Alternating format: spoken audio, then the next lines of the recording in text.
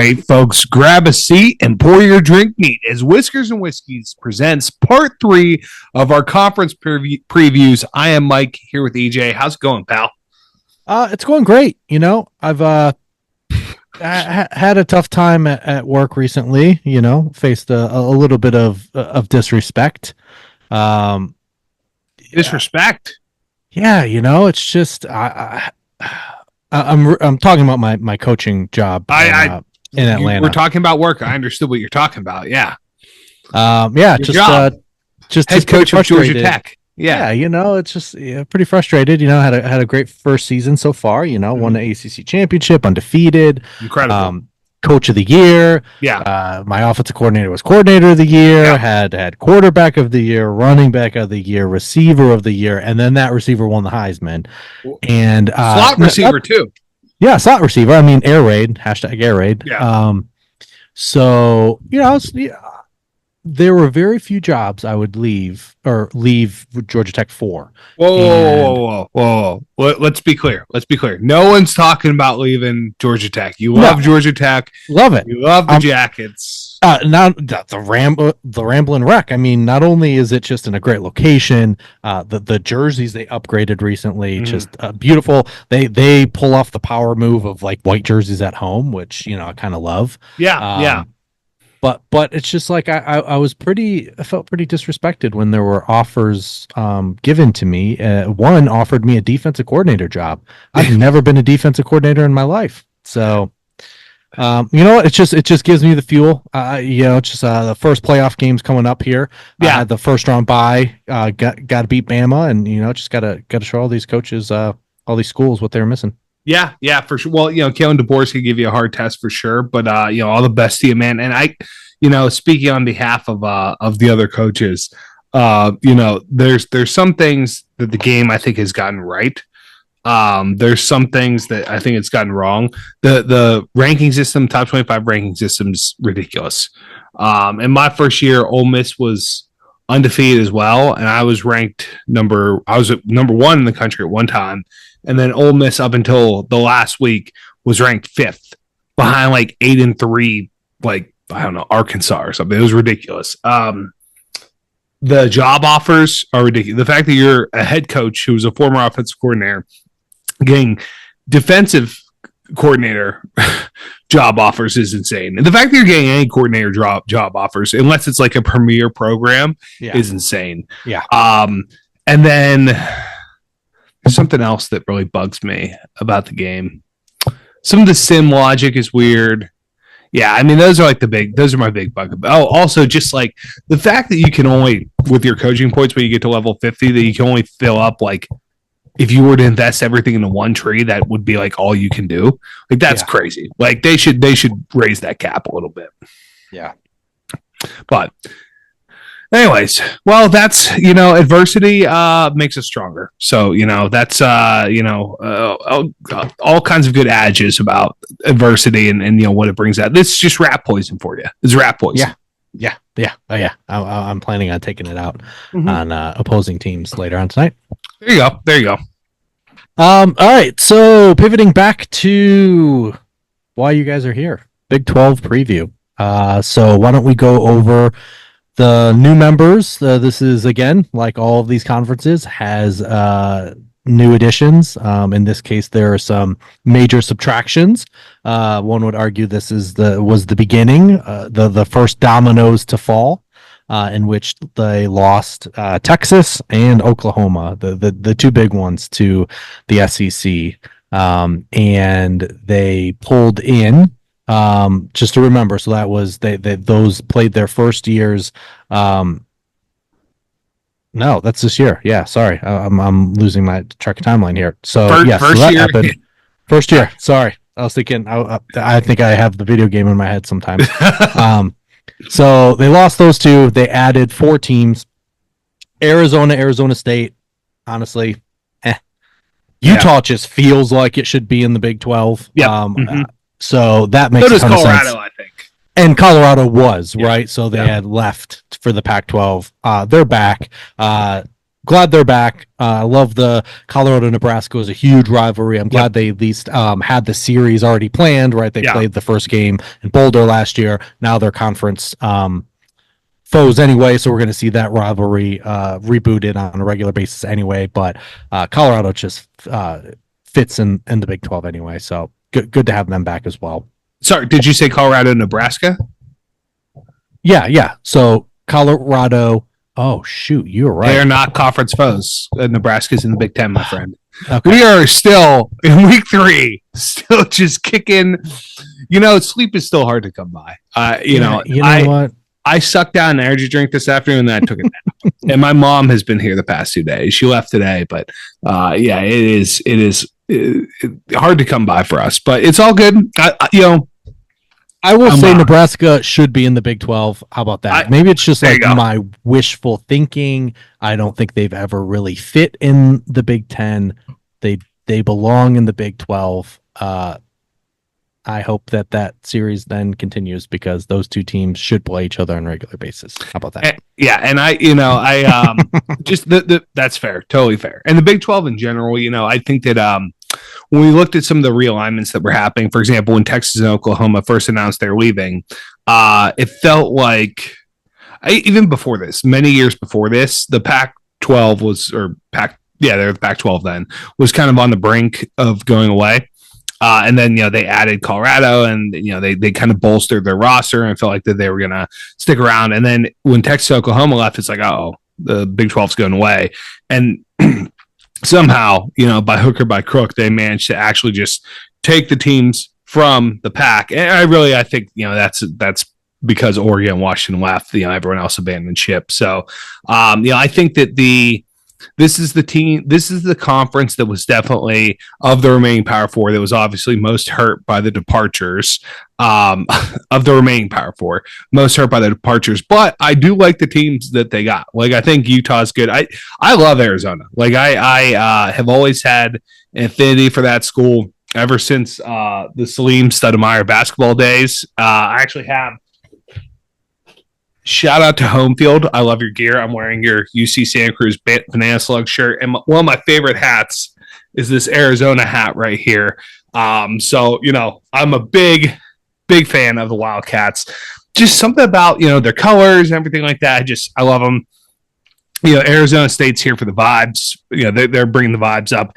Colorado, it will continue to be interesting for the foreseeable future as long as Prime is there too. So I think that even though they're definitely hurt by losing, their top 2 schools in Texas and Oklahoma, as much as it pains me to say that about Oklahoma, I do think that they are, I would say they're stronger than the ACC. Like, even, with these additions here, that they're probably, ACC's probably, the least strong of the Power Four, and then Big 12 is the stronger conference. Yeah, I'd say like they don't have the top heavy teams anymore. They don't have media markets, but like that doesn't matter personally to me. I mean, I get why it matters to the Big 10 specifically because of all the money that they've made.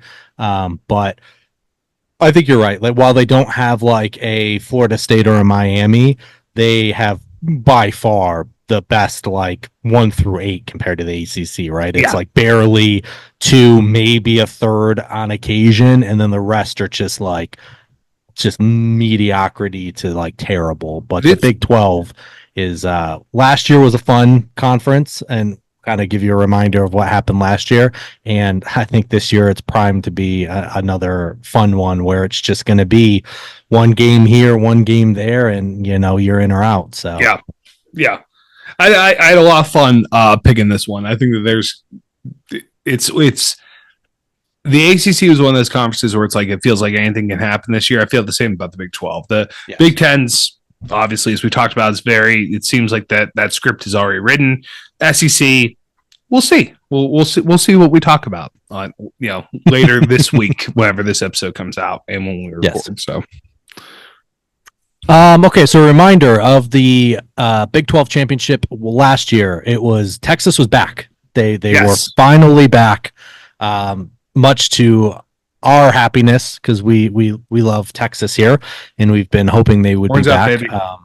They were 11-1 going into the only loss, unfortunately, was the one you don't ever want to lose in the good old showdown. But they played a surprising Oklahoma State team who had lost to South Alabama in their non-conference and surged back to win one of those, I believe, tiebreakers to get themselves into the conference championship game at 9-3. I mean, who could forget them winning the last Bedlam for the foreseeable future? They definitely figured some things out as they went down the stretch to put them in that position. Definitely deserved to be in that championship game. Did not look it during the game, as you mentioned here, 49-21 blowout. But I mean, Texas was just they're back last year. They're still back. I would say, obviously still have a lot of the pieces in place. So, the Cowboys though, awesome year for them. We were definitely, I know, talking about them a lot last year during Tales of the Trophies and loving a lot of the success that they were having. So can't not love Mike Gundy, who's a man older than 40 now. But yeah, still a man. Yes. And our predictions. So we both had believed that Texas was going to be back. You thought they were going to win over Oklahoma. I thought they were going to win over Kansas State. And like I said, it really came down to like the final week of the season for, Oklahoma State won that tough game again, the last Bedlam. And they had on the road to the conference championship appearance, they had beaten Kansas State as well. So it was really came right down to the wire, and we both had the eventual winner, but did not get the runner-up. And I'm just going back to look at OK State's schedule from last year. What was that last game against? That was BYU. Yeah, that BYU game, that was close. Man, they really had quite a stretch there at the end. Yeah, they were 2-2 after their first 4 games, and then K-State, Kansas was, both those games were close. West Virginia crushed them relatively. Cincy crushed them. Oklahoma, that was a great game. And then they got absolutely smacked by UCF. I forgot about that. 45-3. What happened that game? Do you remember? I don't. 45-3. Yeah, I don't remember that either. I don't remember. I just, I kind of remember the highlights.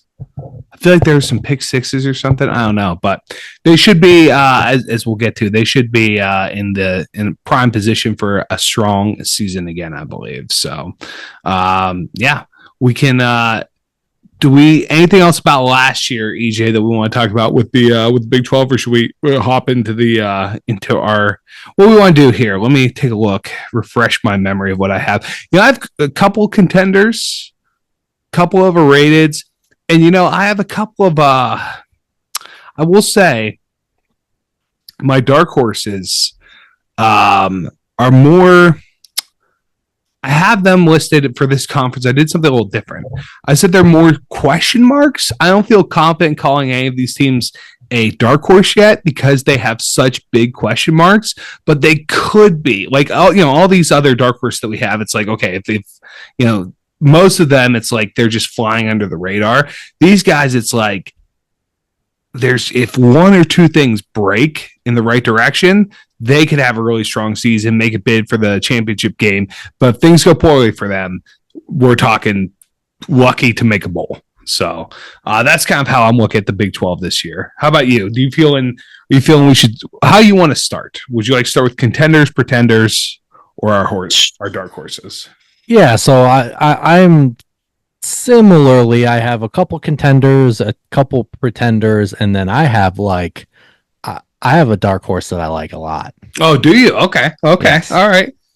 Well, do we want to start with I did like starting with the pretenders and then getting to the contenders. I kind of like that. So, all right. Who's your first pretender?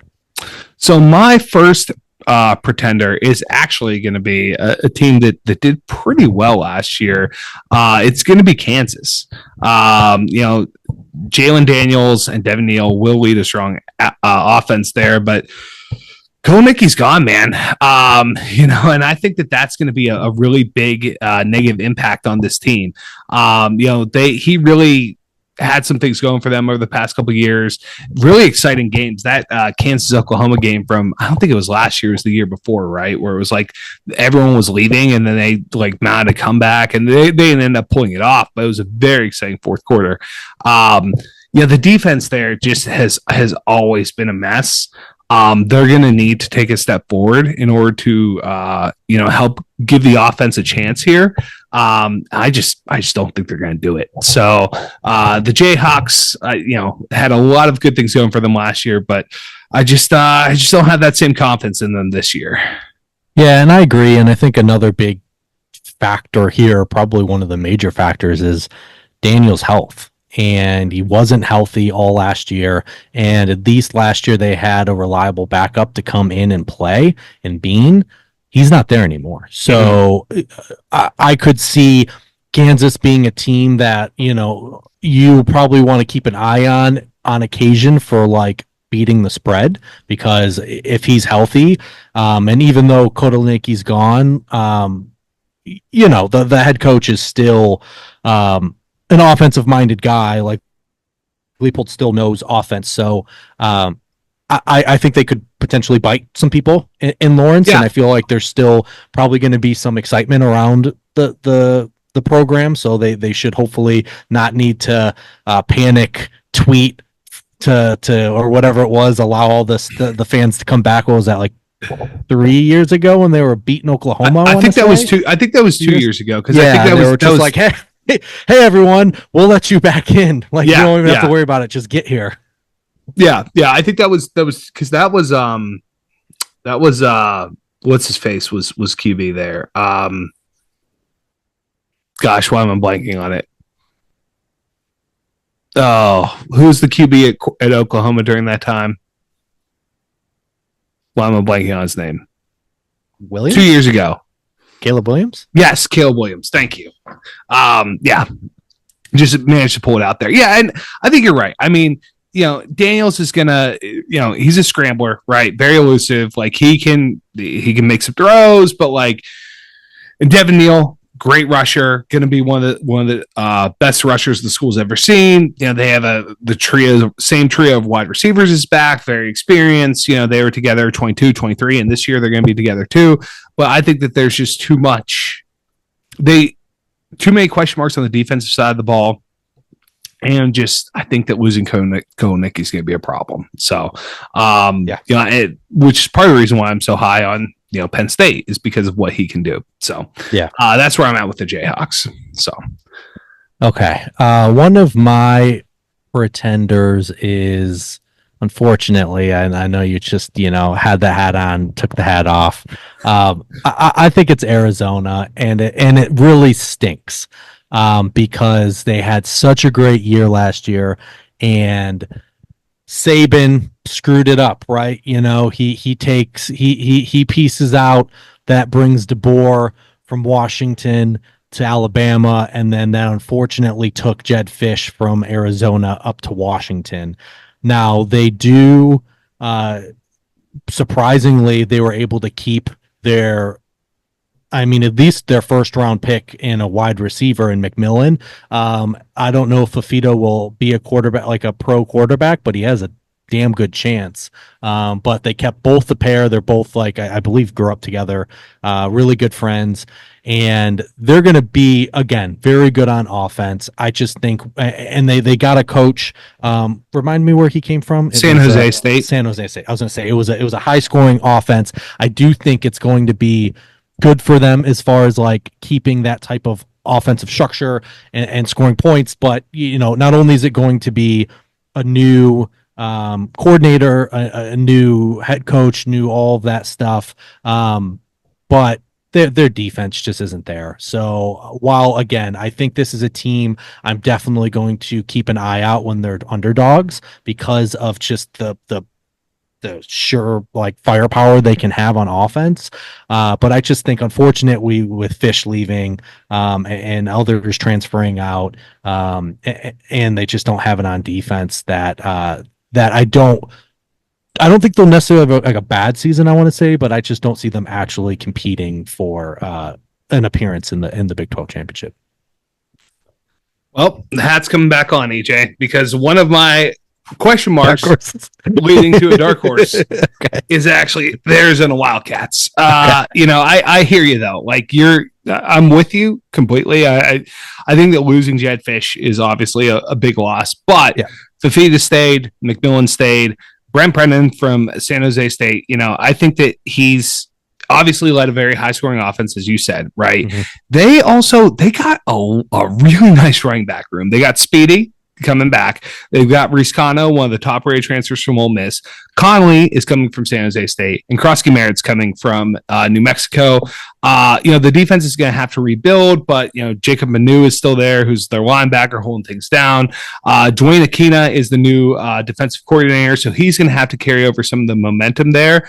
But I think that like this is one of those things where if I look at the pieces that are still there and the pieces that they're getting, obviously I don't think that they, if Jed Fish was still there, they'd probably be in a much better spot, right? But I just think that they can still get it done. I also one of the jobs that I would absolutely take in college football 25 is Arizona head coach. I kind of wanted to start my dynasty with them, but I didn't want to start with a Power 4 program. Would love to, because they're playbook is like incredible. It's I played a couple of just exhibition games with them. It's awesome. But I do have them at over 7.5 wins, which I definitely would for sure recommend folks take that. I have also a flyer for the Big 12 championship, and I also have a CFP appearance ticket in for them too. And if you look at their schedule, they do have some tough ones, but they it's not the worst schedule I've ever seen. Like going to Kansas State, that'll probably be tough. Bye, and then at Utah, obviously that's challenging. So they might, end up being 2-2 after their first 4. But then after that, Texas Tech comes to them. They go to BYU. They get Colorado and West Virginia at home. Not having to go to West Virginia is huge. They go to UCF, and then Houston, at TCU, Arizona State. So, to me, that seems like they can get to 8 wins, potentially more, depending on how things go. I think that running back room, the fact that they can have a really strong, potentially really strong running game, I think is going to be important. And they also, they have a very strong offensive line. They're returning 4 starters. They lost arguably their best offensive lineman to the draft in the first round, but I do think that with the firepower, the horse they have coming back up front, I think the offense is going to be able to get things done. It's going to be defense. It's really the question of what can they what can they build there. But I think that with the guy that they're bringing in, I think that they're going to be in good shape. If Aquina can get things going, I think that they'll be humming. So yeah. That's where I can understand, like you said, if things break, like if they can get even just somewhat of an average defense and that offense doesn't take a step back with a little bit of turnover and a new system. I saw, 2 losses on the road, potentially a third, maybe that just put them out of contention, even though they had such a year and they were really set up this year to actually make a real run at it if Fish doesn't leave. But I'm not mad at that. Yeah. All right. And then my other pretender that I have, I don't know if they're really a pretender. I think that people are going to be obviously high on them because of people were high on them last year, but then they saw what happened when they started playing real teams. Colorado, so many transfers, so many transfers coming in. It's insane. They got, let's see, Down Hayden's coming from Ohio State, Will Shepard from Vandy, Tyler Johnson from Houston, Khalil Benson from Indiana. And then on the defensive side of the ball, they got BJ Green from Arizona State and Samuel Okunlola from Pitt. So they're getting a lot of transfers in. They also have so many transfers out. Of their 72 signees, 45 of them are gone within 12 months. The entire O-line changing over. Their top 4 pass rushers left. They have 1 person returning in the front 7. So, they got some help in, but they have lost so much. it's just such a fluid situation there. Obviously they have two of the most incredibly talented players, I think, with Travis Hunter and with Shador. But I just think it's going to be a lot of the same for Colorado this year. I think they're going to continue to struggle, and I just wonder,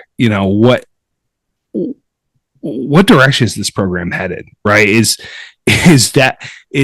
Dion just the opposite of Dabo, where it's like every year it's just I'm just going to bring in new people, get people out, and like just embrace the transfer portal and just getting all these classes, as opposed to trying to build a program? Like, what is he going to do here?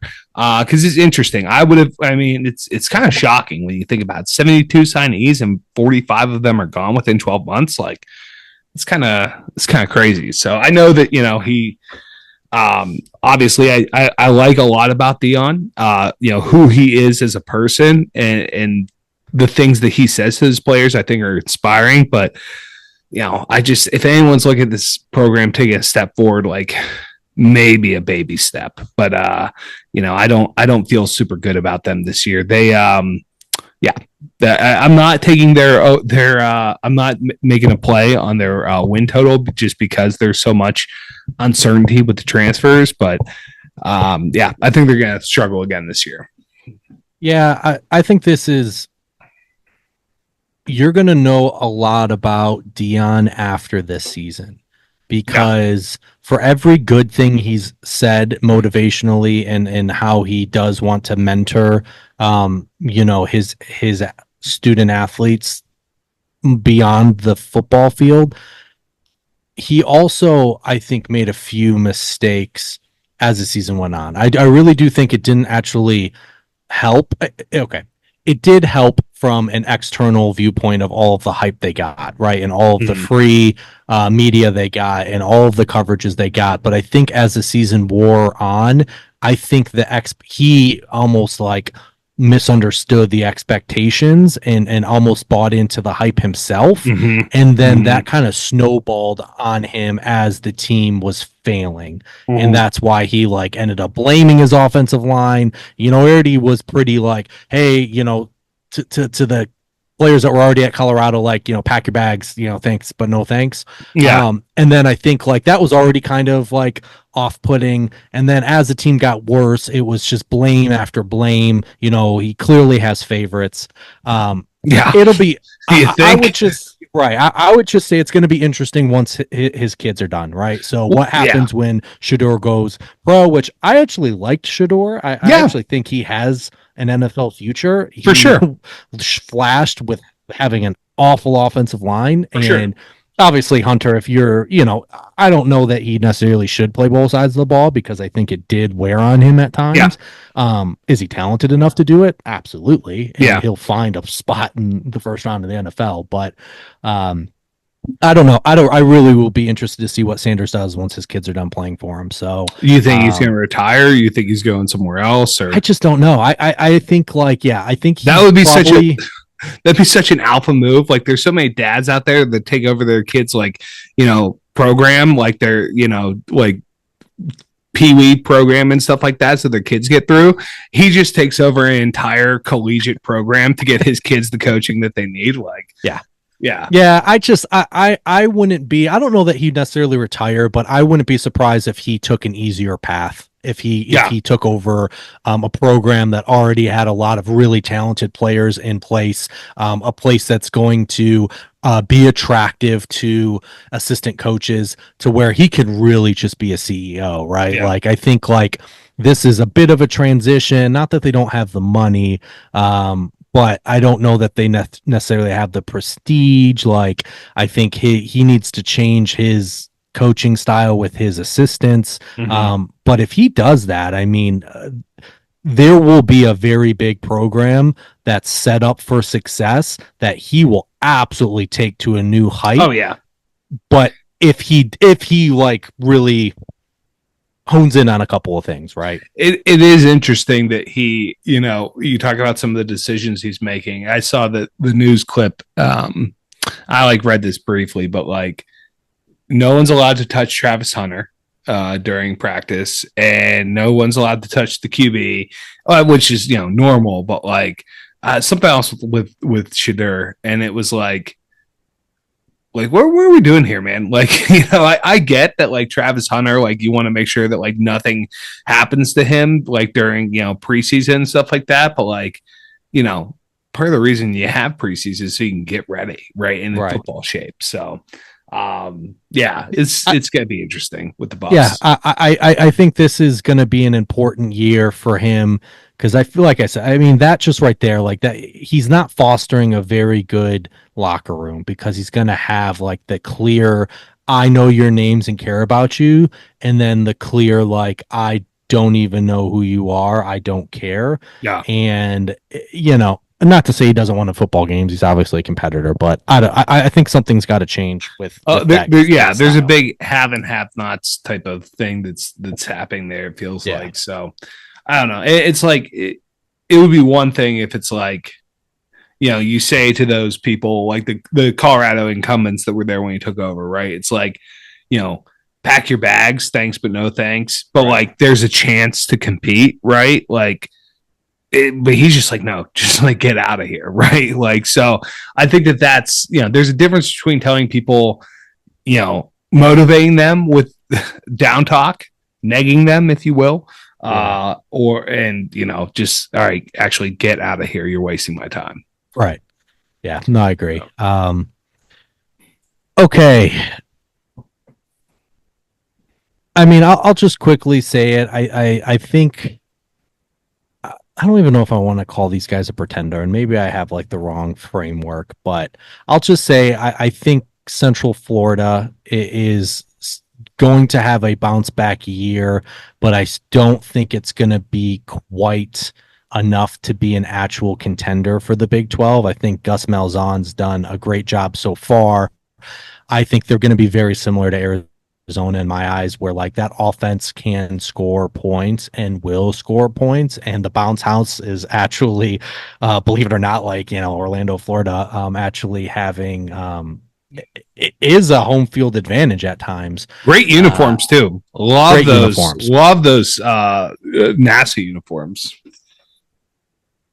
Yeah, no, I think I do think that they will put up some points. I do think it's going to be one of those when they're a home dog, you really, really look into that and potentially lean into that. But they're like Arizona. Defense is too far off. It's pretty much non-existent. And so I don't think there's going to be enough on that end to realistically have them actually compete. But I'm going to tell you this. I'm sure as hell going to be excited to see KJ Jefferson with Gus Malzahn, because that was one of my. If you guys have listened to us long enough, we love the Hogs. I rode that wave until it completely smacked me in the face last year, hoping for those Hogs to turn it around, and it just never happened. Yeah, spoiler alert for the SEC. I cannot trust Sam Pittman until further notice. And maybe never trust him again. But but I think that was a good move for him. I think that's a great move for Malzahn to get someone as experienced as him, the dual threat. I think he's very talented and much better than he looked like last year. And I think he's gonna that team is going to score points. That team is going to bite some people in Orlando. I just don't think it's going to be enough to actually, consider them an actual contender. So what's funny is the first team that I wrote down as my dark horse was UCF, but then as I looked into it more, that's what made me change the category from dark horses to question marks that could be dark horses. Yeah, because you look at the offense, right? As you said, KJ Jefferson with Gus Malzahn is going to be awesome. RJ Harvey was a Doak Walker finalist. Kobe Hudson, wide receiver for 900 yards. So like the offense is going to be able to put points on the board, but a lot of transfer ins on defense, a lot of defense, like they're filling the defense via the transfer portal. And I learned my lesson from USC last year. That is not a winning strategy as I've seen it so far. So therefore I'm thinking that doesn't pan out. So that's why I have them as more of a question mark as opposed to entirely overrated, because like you just, we had it didn't work last year. I think a lot of teams that tried to bolster their roster through bolster their defense in particular through the transfer portal, it ended up being a poor outcome. So that's why I have, but it could work this time. They could, make the magic happen. So that's why I have them more as a question mark, but totally understand why, seeing them is overrated. So, I'm with you on that one. I did not take their total either, just because of, I think it's just too much of a question mark for them. Yeah, and actually, I actually have a team. I kind of forgot that I somewhat liked this team, but knew it wasn't. I wouldn't call them a pretender because the expectations aren't there.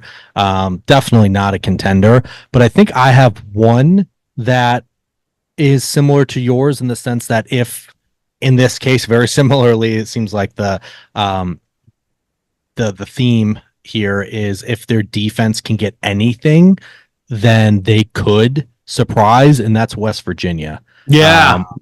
I think West Virginia has an offense, a power run offense that is going to punish people. I think it's going to score a lot of points. I think this could potentially be like as good of an offense as the old Rich Rod. That was like the last glory years of West Virginia with Pat White and Steve Slayton. I think Noel this Devine, team has an offense that Pat McAfee. Pat McAfee, that can do that, can control a game, can punish you, can score. West Virginia is a tough place to play. It's just massive question marks on the defense. And I like I said, that's where it's like, even if that defense can get average, I think that they could make some noise. Also, they got a pretty bad luck with their schedule. They're gonna play the best teams, but that's what makes me think that they might tag one of the two of those contenders. But as you started to talk, I kind of forgot about West Virginia.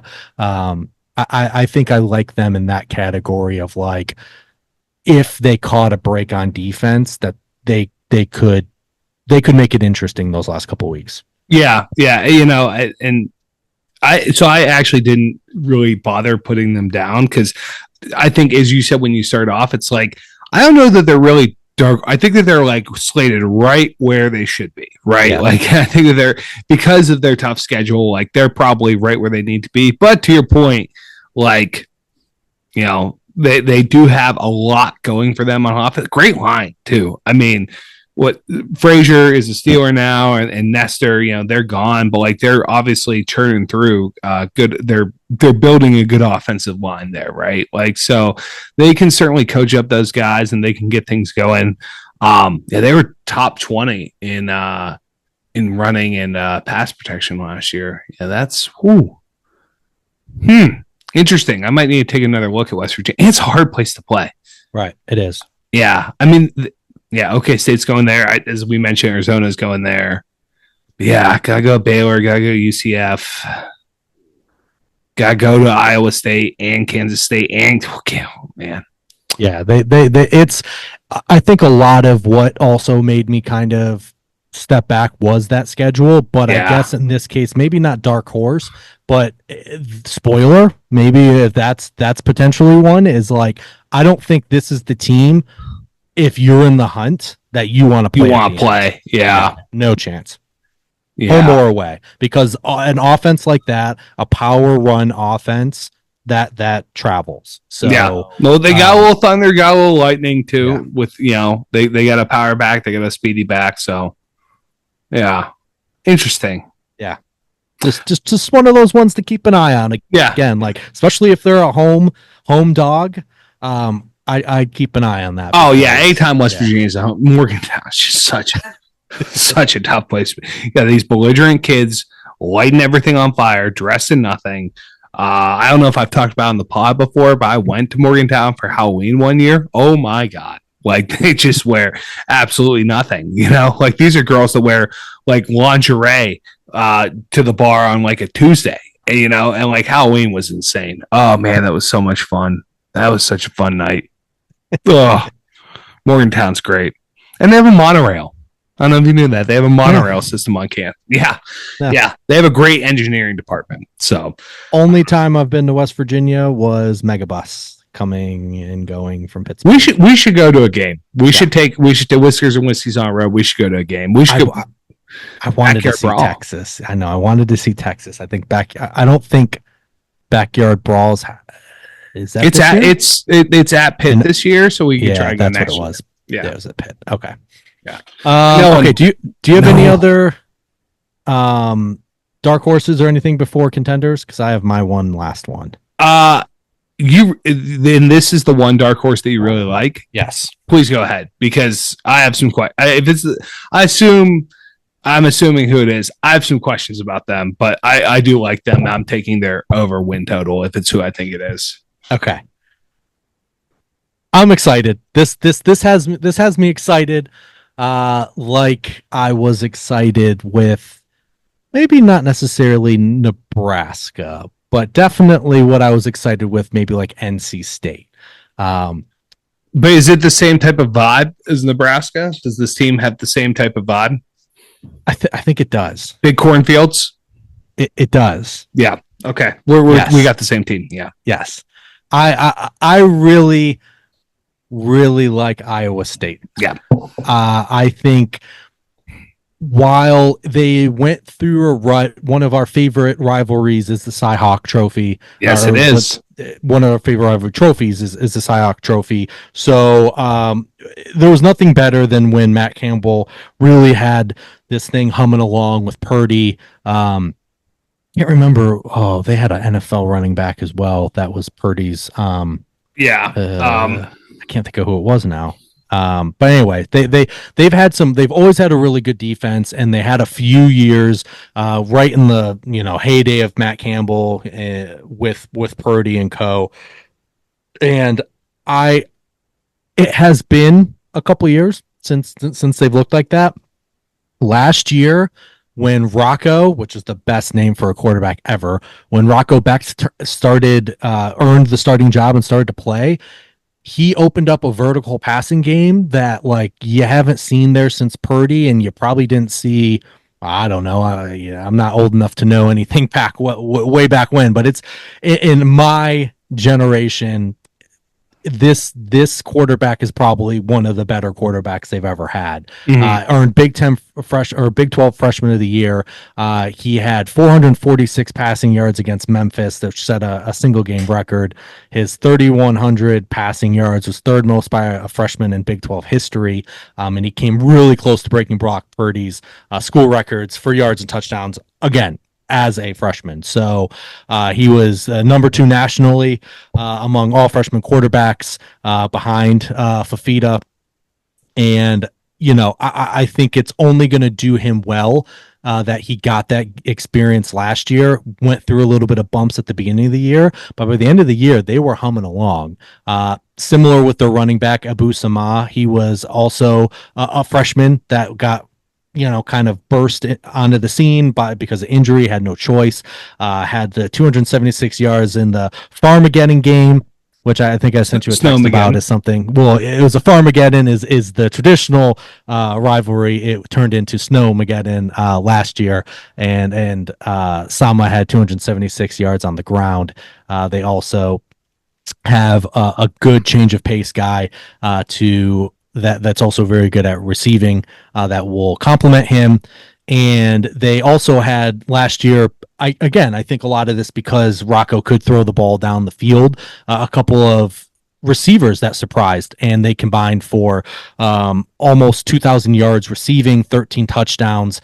And this was one of the biggest leaps as far as like the explosive passing in recent years for a team. And they obviously were a part of it. They're both returning. And Jane Higgins, yep. Right. They add also a true freshman again.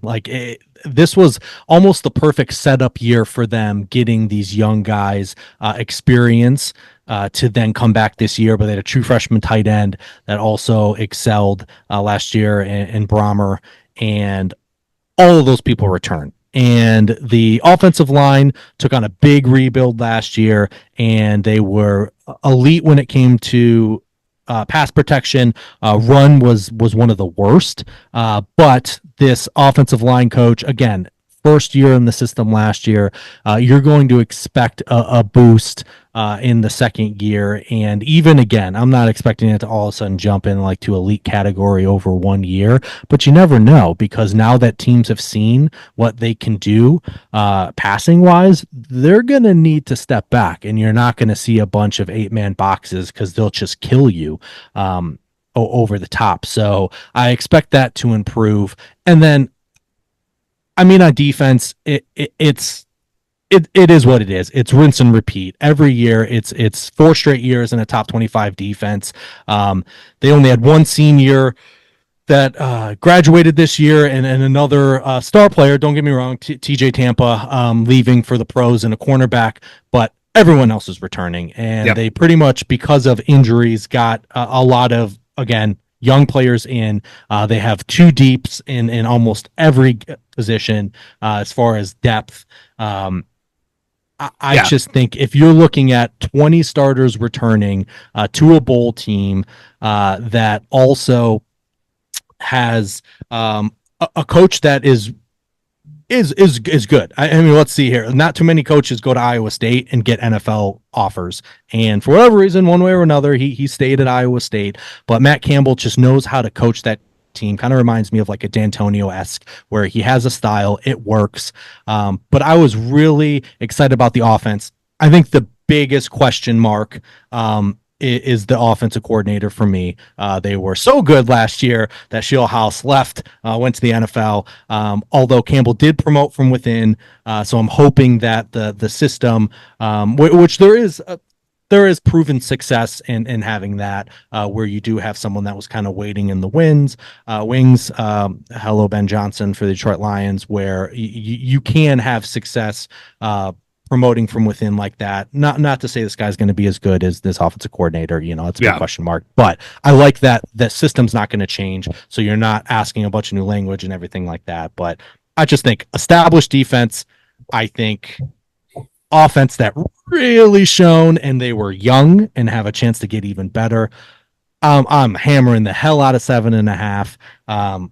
I mean, I really like the Cyclones this year. Yeah. I'm taking the over 7.5 as well. And all the points you made on offense are well taken. The defense, they started one senior last year. So lots of people there were a lot of injuries last year. A lot of people got a lot of game reps. A lot of young kids got a lot of game reps. So they have a ton of experience. And I think that's going to serve them very well. The biggest question mark for me was the schedule, because I think it's tough. You start with North Dakota in your first game. That's not very much of a tune-up.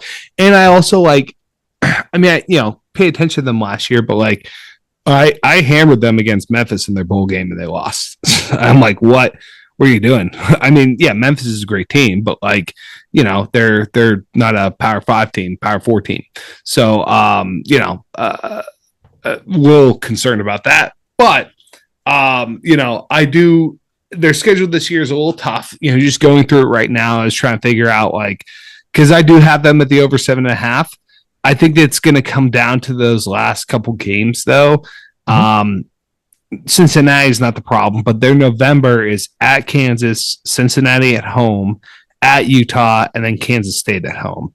That's not super easy November. And that, for me, is going to be the big question mark, because I think that they'll probably get to, just look at their schedule right now, I think by the time November's here, they'll probably be at 6 wins, 5 or 6 wins. It's November. Oh, they start November with Texas Tech. I didn't even bother looking at that. That would be a win. So they'd start November with 5, get Texas Tech with 6. Can they get 2 more wins in the month of November? I think they can, especially depending upon how big of a step forward the offense takes and the defense from getting all the experience. So the schedule is the biggest thing potentially holding me back with these guys. But I do like the Cyclones this year. And listening to you talk about it, I may actually be a little bit high. You got me very interested in the Cyclones and Mountaineers now. So I'll say that. Yeah. I think you're absolutely right. It is tough. Um, I I might have tipped my hand that potentially I like them a little bit more than another top contender.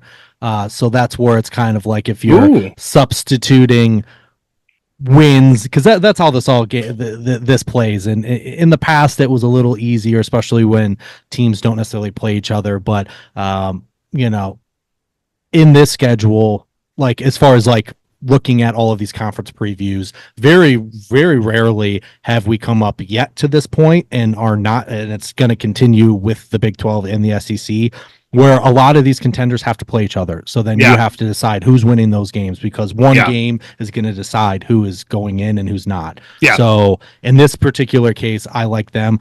I truthfully kind of like them in Kinnick this year. I just feel like they've been. Really? Well, the I, offense, right? Yeah, I mean, yeah, I think this is one of those cases where this could be one of those Iowa State teams that like that game is a rivalry. They're kind of little brother in it. It's always tough to play at Kinnick, well, but the I nice thing is, truthfully kind of like them potentially in that game too. I mean, if you're going to have a bye in week 3, you might as well start your schedule with the Bison and with going to Iowa. Yeah, Because right. conversely, if you come out of that 2-0, you kind of don't want the bye. But at the same time, it's if you go 0-2, which you could, then it's like, okay, let's reset. Let's get our breath here and figure out what we're doing the rest of the season. So, yeah. Love that we have that game week 2. I Love think it. we're gonna have a good week. Looking through, I think we're gonna have a really good week 2 this year.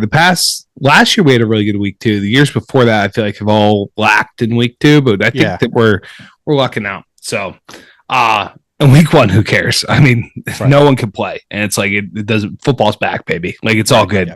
Doesn't matter. All right. So that brings us to our contenders, and I have 3. I assume you probably have 3 or maybe 4. Uh I have 3, but there's one that I really teetered on Pretender. So it's kind of like a reluctant contender to me.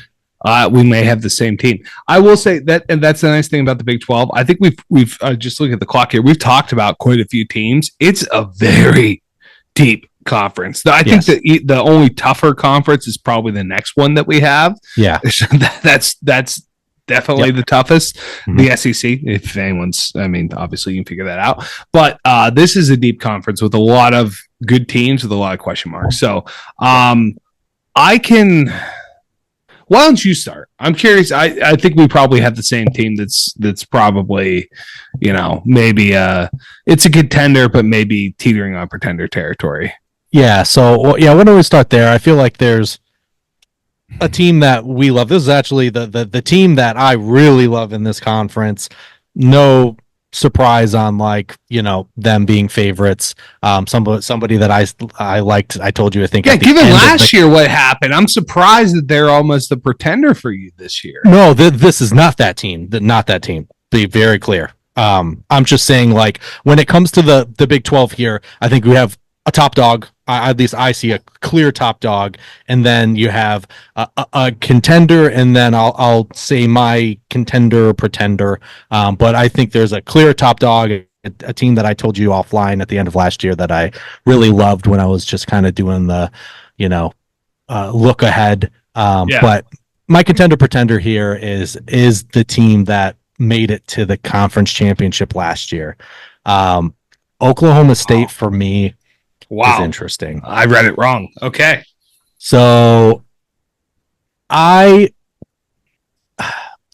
defense, we'll start there. One of the worst Power 5 defenses like ever. It was horrific. And it's kind of surprising that they did win down the stretch. I think obviously it surprised everyone based on how they started. But I just, it was so terrible. And I understand like the concept of like, there's only one way to go, but up, and they had, they made it as far as they did last year. I don't know that I'm going to see any real improvements, and in a league where you have like your 128th passing defense, with all of these different passing offenses that we just talked about, that's not good. And I can't explain it, but I just have a feeling with all the hype around Ollie Gordon coming back that just it's not going to work out. It just seems too good to be true. Like Gundy is at his best when he is the ultimate underdog, and I just feel like based on their run last year that they're getting a little bit too much flowers. And it's not like Bowman, their quarterback, is like this earth-shattering quarterback, right? Like it took him a while to even win the starting job, and it didn't start off very well at all, and it picked up some steam, but I just think I'm very hesitant on this team. They ranked horribly on rushing offense as far as their offensive alignment. It was just all Ollie Gordon, and I just think now you're going to have teams that aren't even going to play around with the pass game. They're just going to stack that box, make it even harder. And I don't know. I just have this weird feeling that there's going to be like an injury, that he's not going to get. There's going to be too many miles on Ollie Gordon, and I feel like they relied on him too much last year. Barely got away with it, and I just don't know that that's going to be, replicable this year. I don't know. I get why they're there. I just think the defense is horrible, and I just have a feeling this offense isn't going to take a step forward. I would put more money on it, at least either staying the same or, they lose Ollie Gordon and it's done, right? Well, yeah, but like, I get that, but like, I think there's a lot of teams. Yeah, but like that's, you could say that about anything. Like, I don't know about that. There are plenty of teams that have star running backs that can survive because they have how many defense. Like Ohio State, yeah, they can, Georgia, it's just I think if the Ducks lost their starting running back, I think they would be okay. Well, but they have a lot of other weapons. That's what I'm saying. Oklahoma State doesn't. That's my point. That's my point. Is they don't have Utah. Look at Utah lost their defense. They lost their quarterback. They lost their tight end last year. The only offense they had, and that defense was elite enough to still get them 8 wins. Yeah, right? but their defense.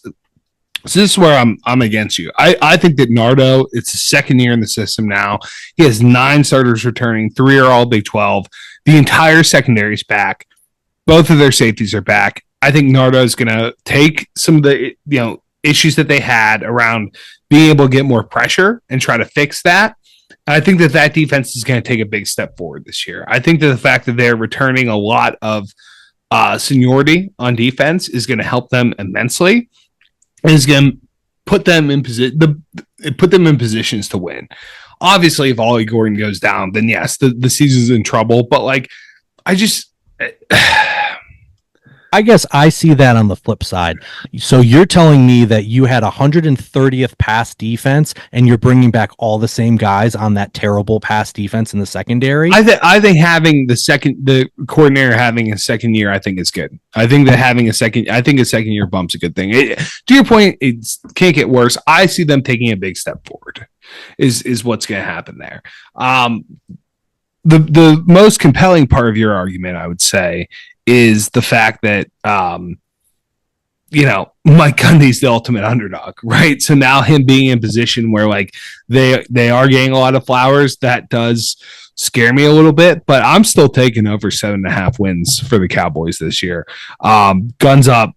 Let's go. I'm even going to put in a CFP ticket for him. So yeah, over 7.5, 8 wins isn't getting you into the conference. That's fine. You can win 8, but I that's not getting you into the finals. So that's no. Yeah. With this, I'm not saying they're gonna. Yeah, I'm not saying they're gonna be like a 6-win, barely making a bowl. But I don't know. I just, even if their defense improves, which it will, I don't see it going from 120th to say 40. Right? It's kind of an easy schedule though, too. I mean, you look at let's see here. So Utah, yes, not living their chances there. At Kansas State, I don't know that they're that much better to win on the road against a pretty, I would say, at least somewhat equal of an opponent. So then they're 3-2. Okay. But then who gets them from there? West Virginia goes to Stillwater, and then at BYU, at Baylor, Arizona State, at TCU, Texas Tech, at Colorado. Who gets them? I think this is a prime like a TCU. I don't think TCU is horrific. I think they're going to be okay. I think Colorado. I mean, this is the very end of the season, but like I just don't know.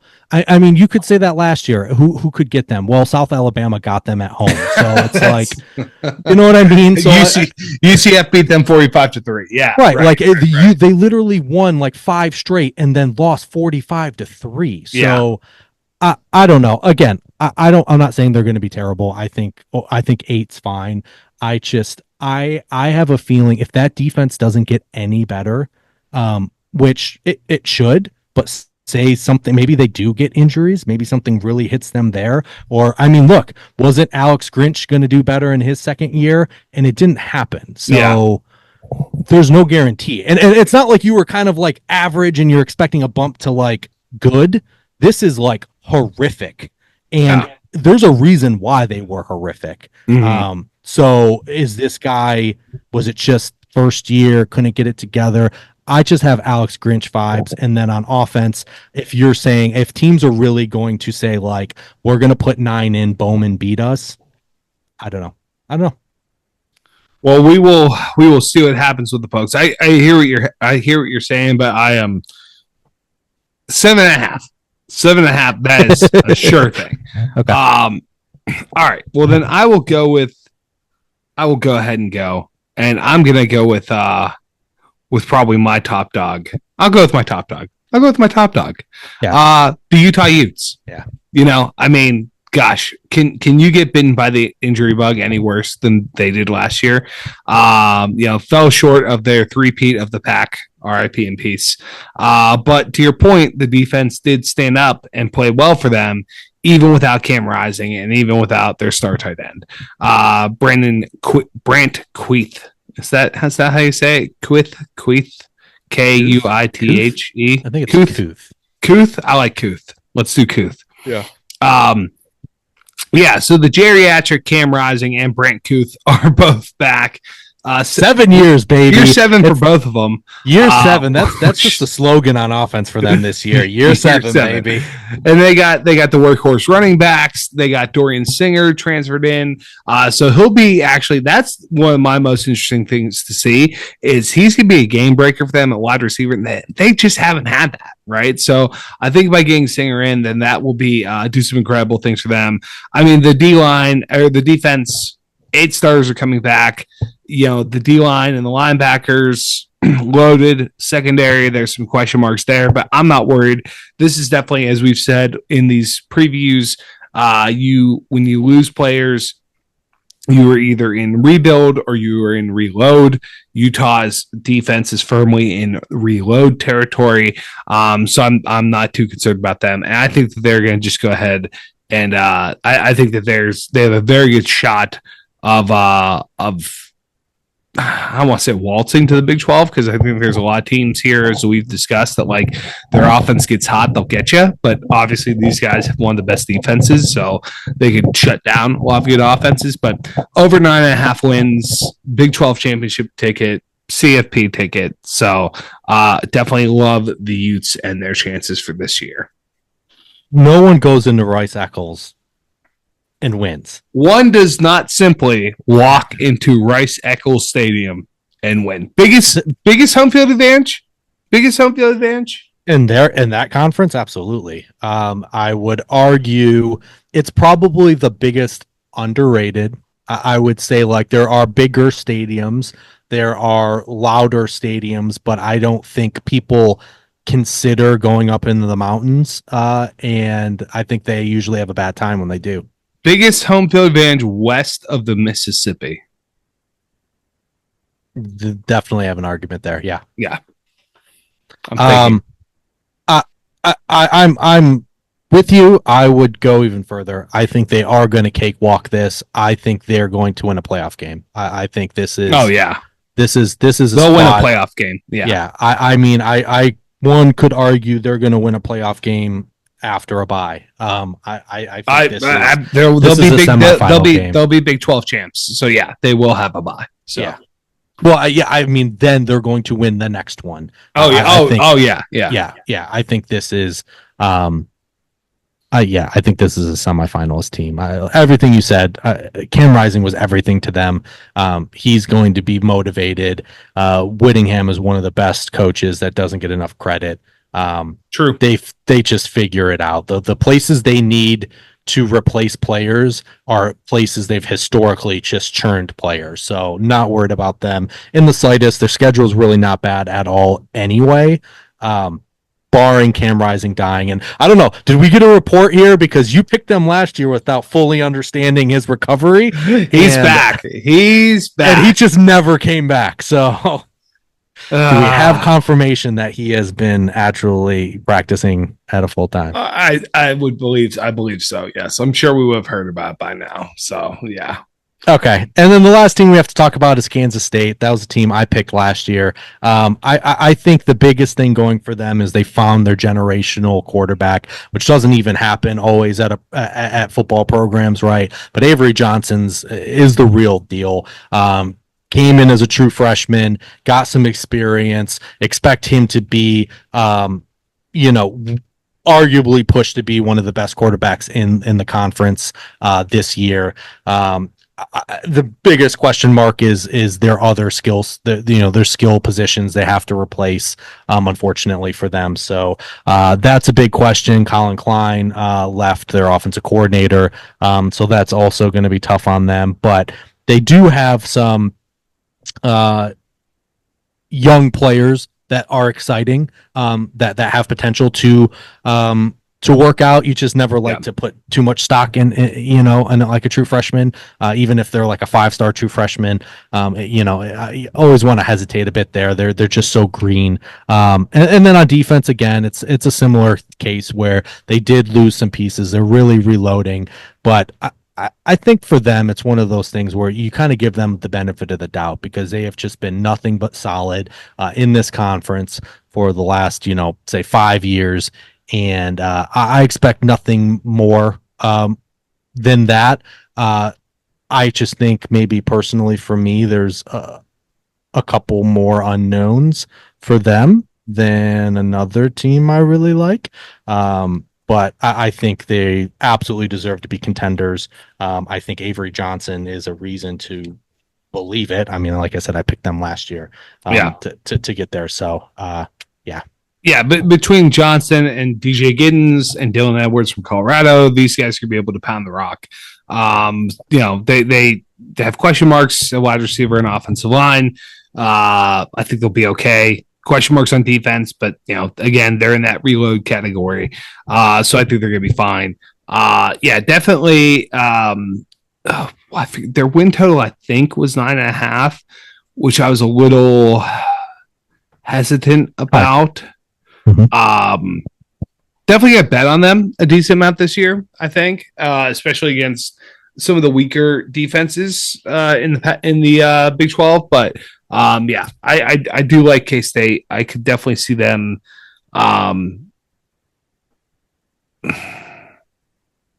Gosh, I say I could see them going to the championship game, but I am higher on OK State. But everything you just said. The biggest thing that stuck with me is Mike Gundy does better as a dog than he does as a favorite. So I don't know. Maybe I'll coaches like that, man. Yeah. But I think it's clear from what we talked about. I think Utah is to get to the final questions that we have here. I do think Utah runs away with this conference a little bit. So we'll see who they play. But I do think that Utah's going to roll with the conference. Yeah, I agree. Utah's my champ. Utah's one of my playoff teams. Spoiler. And I think they're not even just like they got in. I think they're going to to win, and I think they, without having actually, that's one thing I haven't done yet is actually try and bracket it myself based on if I can seed them, but I have them going undefeated all the way through, so they'll probably be a top 4 seed. They'll get that first bye, and then I do see them winning that quarterfinal and getting to the semifinal, and then we're just gonna have to see, where I think they line up because, I think until they run up against a team full of 5 stars, I think they're going to have a chance. And even then, I still think they're going to go down swinging. So yeah. All right, then who are we putting there? I think it's pretty obvious who I'm putting there. Yeah. Well, go ahead.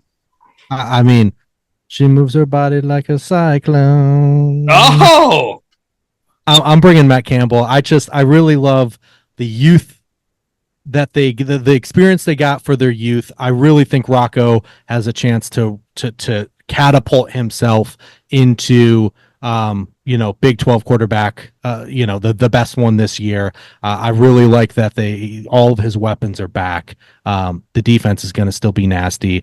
And that's what I was saying. So I think they can handle Kansas State. I think it's going to come down to that. I don't think they beat Utah, but I think when it comes down to can they beat Kansas State, they avoid Oklahoma State.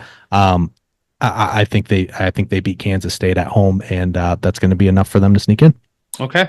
So you have Utah over Iowa State. Yes. I am going to take Utah over the Pokes. Okay. Yeah. I think Ollie Gordon is I don't see a situation where there's too many. It feels like what you're saying is what a lot of people said about Melvin Gordon whenever he was at Wisconsin, and it was just fine until he got to the league. So that could be a situation that we see with Ollie Gordon. Yeah. But no, I think Ollie's going to lead them to the promised land, and it's just it might be a bit of a hair raising season. It's just the schedule. It really just lines up for them. So if that defense can get to at least average. I mean, listen, in week 8, when they're, when they're, what is it? Hold on, let me see. I was going to say in week 8 where they're 6-2, but in week that's 8, not going to do it for them. In week 8 where they're 7, or when they're 5-2 because they have a bye there, maybe I'll be like, well, EJ was right, but for now, I'm just the one thing. If you really want me to go, and I don't like. One thing that made me nervous with their schedule is, you get to their bye, and I don't think they're beating Utah even at home. No, going to Kansas State could be a loss, so that's already 2. We talked about West Virginia, although they're lucky that at least that's in Stillwater. So it's just like, and then they have out of their last 6 games, 4 of them are on the road. Now, mind you, they're not necessarily world beaters, but that within itself, having to go on the road, Gundy's looking it's not sexy. That BYU, it's at Baylor, it's at BYU, it's at Baylor, it's at TCU. Like Corpus Christi, if they get got by the Hypnotoad, whatever, I think they're due for not looking as horrible as they were last year as well. So, yeah, I agree with that. Yeah. Sonny Dykes is going to have them at least bowling and potentially a little bit better than that. It's just interesting. It is. I know something about it. I like Gundy when he's counted out. There's something about that for me. So, but we'll see. Who knows? Like I said, if you guys listened last year, if there's anything I was good at, it was killing quarterbacks that I really liked. So Rocco, I'm sorry, bud. Yeah, but this is a recipe for disaster. Send him to the crossroads. That's right. If I like you this much, but you killed 3 quarterbacks at Kansas State. So yeah, all of them, all of them. All right. So bets. I have Utah over 9.5 wins, Big 12 championship, college football playoff appearance, maybe even the college football championship title. We'll see. That'd be fun. That would be fun to have as a ticket. OK State over 7.5 wins, Big 12 championship flyer, CFP appearance. Arizona over 7.5 wins, Big 12 championship flyer, CFP appearance. Iowa State 7.5 wins. I might throw them in for a Big 12 championship flyer. And no, you'll kill Rocco, so I'll just take over 7.5 wins. And then my one team that I am betting the under on, Arizona State under 4.5 wins. 4-8 season for the Sun Devils. So yeah, I'm going to tell you on the Iowa State on the over with Utah. I'll even go with you on Arizona. Plenty of room on the bandwagon. I really, they took away my exacta. Like now I'm looking like at like the over unders. Like I don't like minus odds. Like I love to have, like, could you imagine what a Utah Iowa State ticket would have been for me? That would have been like plus 1100. Like, oh, they took it away from me. It's nothing better than cashing in on that Michigan over Iowa last year. It's awesome. But yeah, I'm going to tell you on those three. But this is going to be a hell of a conference. I think there's going to be a lot of competitive games. I have a feeling there's going to be a team that's going to spoil it for one of us. One of these middling teams we haven't talked about today that are going to spoil it, just because this conference is pretty solid, right? There's only a couple real bottom feeders. So we'll see. Well, we will see. That's going to do it for us today. Like we had mentioned, this is going to today's Monday, as in when this releases is a Monday. We're going to have the SEC championship or the SEC preview later this week. And then the following week, we're going to have our big episode where we talk about our playoff bracket, who's going to advance, who's going to win it all. And then it's going to be Tales of the Trophy. And then it's week 0. We've made it. We're here. We're there. We've made it. I've already looked at the week 0s. I think there's like a Fresno. I think there might be a Power 5 or Power 4 matchup. Like, I'm ready. I'm so ready. Let's do it, baby. All right. So for Mike, I'm EJ. Always remember, too much of anything is bad. Too much good whiskey is barely enough. Cheers, boys.